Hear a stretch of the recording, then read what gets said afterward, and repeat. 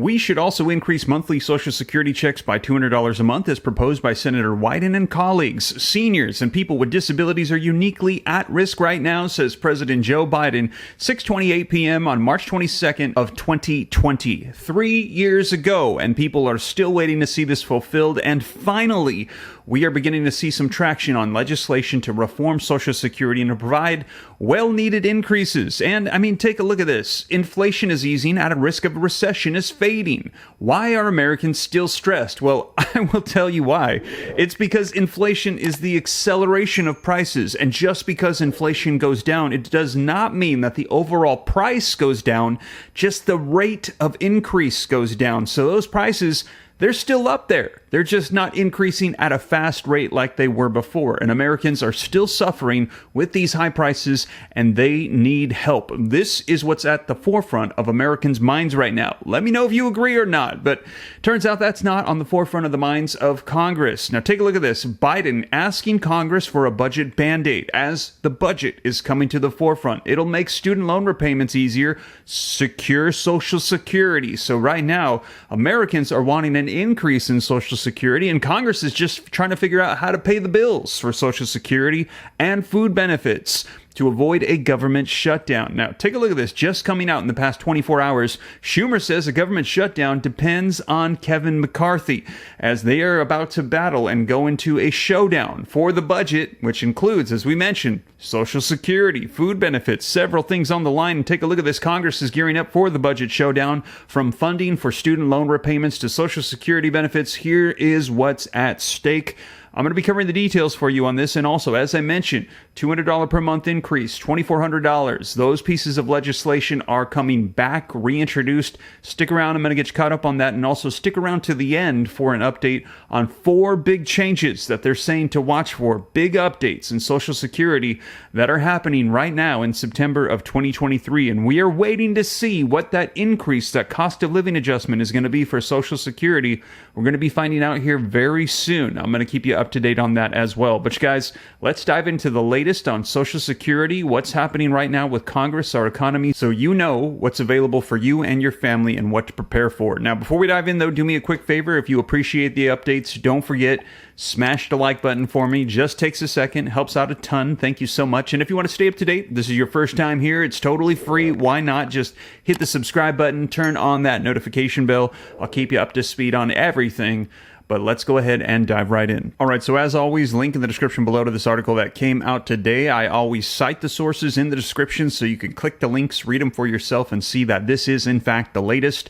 I'm going to put it on the screen as well so you can read it along with me. And it says the Senate is back in session today for the first time since the end of July, with just 17 legislative days, including non-holiday Fridays, left to avert a potential government shutdown. Now, the House isn't back until next week, which is giving lawmakers even fewer work days before the federal government will suspend some operations if a deal isn't reached by the end of fiscal year, which is on September 30th. Now, the chances of a government shutdown, they're starting to appear pretty high. Now, let's take a look at what's at stake here so that way you can know exactly what's unfolding. This is not the first time that we would have a government shutdown. However, this could disrupt things, but you still should get payments and things like that. This is not as big as the debt crisis that we were facing earlier this year. Now, Congress is gearing up for a budget showdown. From funding for student loan repayments to Social Security benefits, here's what's going to be at stake. And again, this article also is linked in the description below.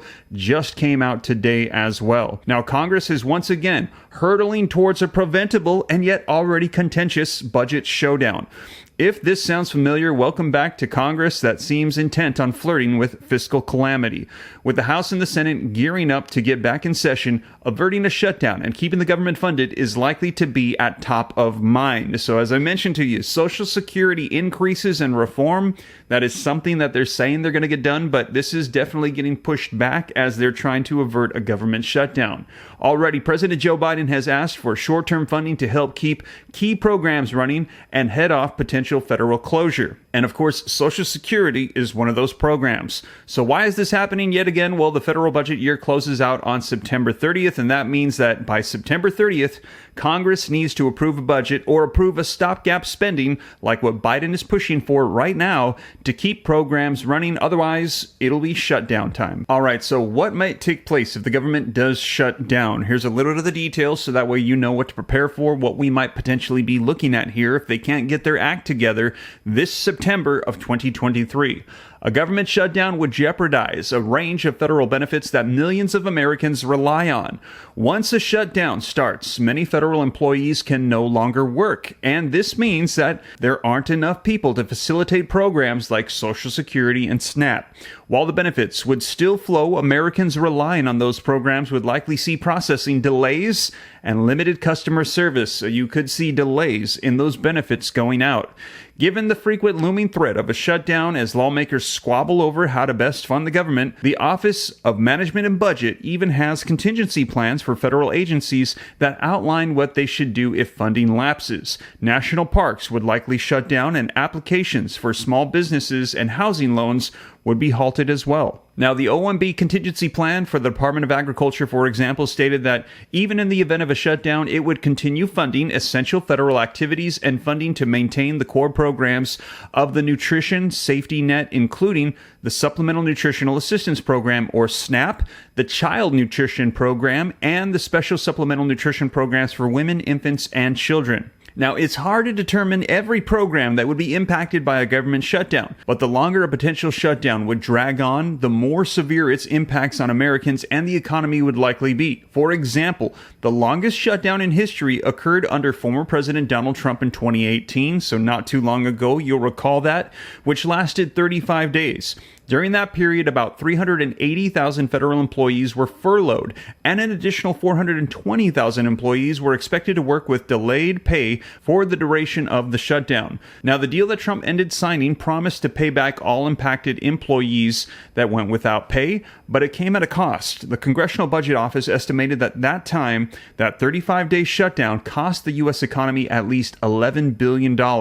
With both chambers of Congress soon to be back in session, lawmakers will face the familiar battle of making policy concessions to keep the government funded or subject Americans to another government shutdown. So that's what Congress is focused on. But now let's focus on what the American people want to see, and that is increases to the Social Security benefits. Let's take a look at this Social Security proposal for $2,400 extra in checks, expanded and reintroduced in Congress. Now, this came out a month ago, and I shared this with you live when it came out. This is from Bernie Sanders' Social Security Expansion Act. And the Expansion Act, as you can see right here, it would provide everybody that receives Social Security benefits an extra $200 monthly across the board. You would receive an increase to your checks, meaning that Social Security recipients could get an additional $2,400 a year in benefits if the bill wins approval. Now, this was introduced by Bernie Sanders on June 9th. It was reintroduced, and now it's been introduced, and it's being brought up yet again as there is reform that is needed. Now, in addition to that, it says that it would provide additional taxation to only 7% of the nation. According to a press release from Sanders' office, this will be done all without raising taxes by 1 penny on over 93% of American households that make $250,000 a year or less. So if you make more than that, they're going to be funding these increases by additional taxation.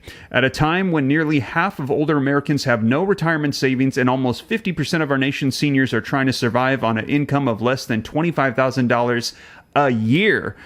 Our job is not to cut Social Security, Sanders said, and he is trying to enhance the benefits, extend the solvency out for another 75 years, and make modifications and reform to Social Security. Now, to get the latest on that, be sure to check out this video right here as I cover it in detail when this was reintroduced and mentioned not too long ago, less than about a month ago. This has been talked about yet again, and in addition to that, 4 major changes that we're expecting right now for Social Security, big updates right here. So check out those videos next, you guys, and I'll be sure to keep you up to speed on everything so you know exactly what's taking place. But with that being said, you guys, thank you so much for joining me, and I will catch you in the next video. Take care. God bless.